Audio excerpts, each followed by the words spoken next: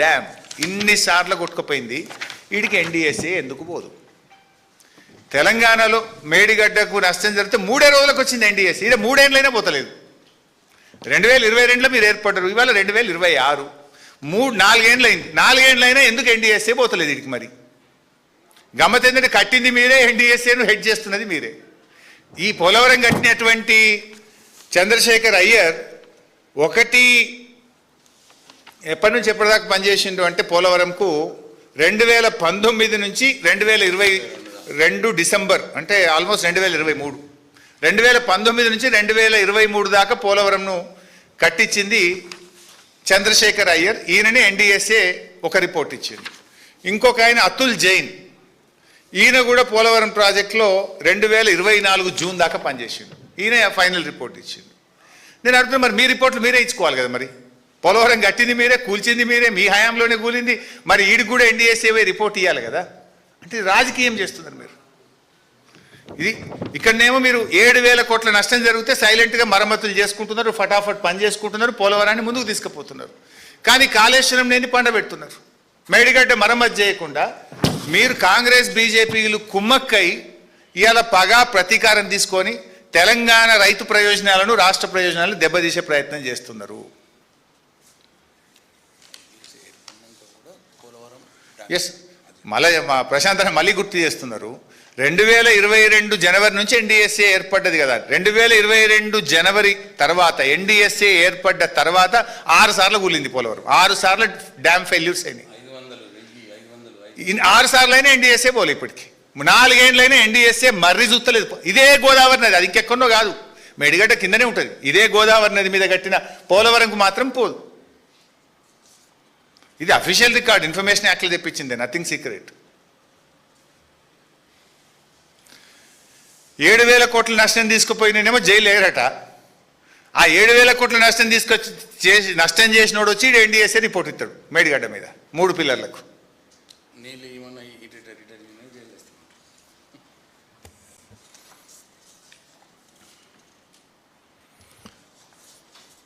So finally మళ్ళీ మేము చెప్పదలుచుకున్నది ఒకటే, రేవంత్ రెడ్డి గారు ఇవాళ రాష్ట్రంలో కరువు ఛాయలు కమ్ముకుంటా ఉన్నాయి. రాష్ట్రంలో రైతులకు, పరిశ్రమలకు, త్రాగునీటికి తీవ్రమైన ఇబ్బంది రాబోతుందని భారతదేశ ప్రభుత్వము, ప్రపంచవ్యాప్తంగా ఉండే శాస్త్రవేత్తలు ఈరోజు మనల్ని హెచ్చరిస్తూ ఉన్నారు. సో నువ్వు దయచేసి బేసిజాలు పక్కన పెట్టు. వేసిన విత్తనాలు మట్టిలోనే మాడిపోతున్నాయి. రైతుల కళ్ళల్లో కన్నీళ్లు తిరుగుతూ ఉన్నాయి. పందాలకు పట్టింపులకు పోయి రైతుల పంటలు ఎండబెట్టకండి. దయచేసి మోటార్లు ఆన్ చేయండి, రైతులను కాపాడండి. కావాలంటే క్రెడిట్ మొత్తం మీరే తీసుకోండి, మాకేం క్రెడిట్ అవసరం లేదు. మాకు రైతులు సంతోషంగా ఉంటే చాలు. ఈ కరువు బారి నుంచి మన థర్మల్ విద్యుత్ కేంద్రాలు నడవాలి, ప్రజలకు త్రాగునీరు అందాలి, రైతుల పంట పొలాలు కాపాడాలి. ఇదే మా తపన, మా తాపత్రయం. మా మీద కక్షతోని గోదావరి నీళ్లను విడిచిపెట్టకండి, ఒడిసి పట్టండి. మీ ఈగోలు పక్కన పెట్టండి, ప్రతి చుక్కను ఒడిసి పట్టండి. రాష్ట్ర ప్రజలను కాపాడండి. లేదంటే మాత్రం రాష్ట్రంలో ఏర్పడేటువంటి కరువు వల్ల జరిగే పరిణామాలు, ఎండిన ప్రతి పంటకు, రాలిన ప్రతి రైతు కన్నీటి చుక్కకు, ఆగిన ప్రతి గుండెకు, ప్రజల కష్టాలకు రేపు తెలంగాణ సమాజం మిమ్మల్ని దోషిగా నిలబెడుతుంది. జాగ్రత్త, ఖబర్దార్. Thank you.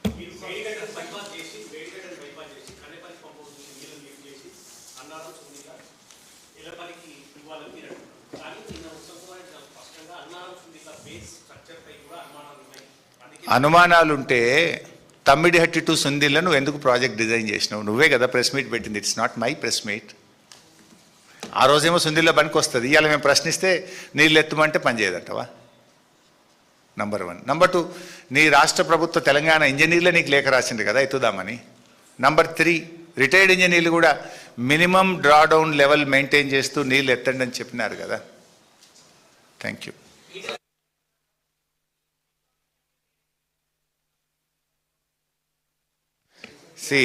ఈటల రాజేందర్ గారిని నేను కలవక మాట్లాడక చాలా సంవత్సరాలు నెలలు అవుతూ ఉన్నాయి. రేవంత్ రెడ్డికి ఏంటంటే తను ఇరకాటంలో పడ్డప్పుడల్లా ఎదుటి వాళ్ళ మీద బురద జల్లి తప్పించుకునేటువంటి ప్రయత్నం రేవంత్ రెడ్డి గారు చేస్తూ ఉంటారు. దానివల్ల రాజేందర్ గారు ఆయన ఆలోచనతో ఆయన మాట్లాడి ఉంటాడు. గత ప్రభుత్వంలో ఆయన భాగంగా ఉన్నాడు కనుక ఆయనకి ఈ ప్రాజెక్ట్ మీద అవగాహన ఉంది కనుక, ఆ జిల్లా మంత్రిగా ఆయన పనిచేసింది కనుక ఆయనకు ఉండేటువంటి అవగాహనతో ఆయన మాట్లాడి ఉంటాడు. అంత మాత్రాన ఆయనకు నాకేం సంబంధం. Is different party, I mean a different party.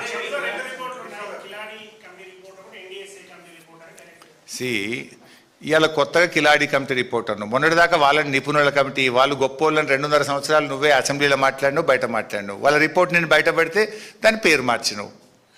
నిన్నటిదాకా వాళ్ళు గొప్పోళ్ళు, నేను ఇప్పుడు వాళ్ళ రిపోర్ట్ అంతా బయట పెడితే వాళ్ళు నీకు చెడ్డ పేరు పెడుతున్నావు, నువ్వు వాళ్ళని జైల్లో పెడతా అని మాట్లాడుతున్నావు.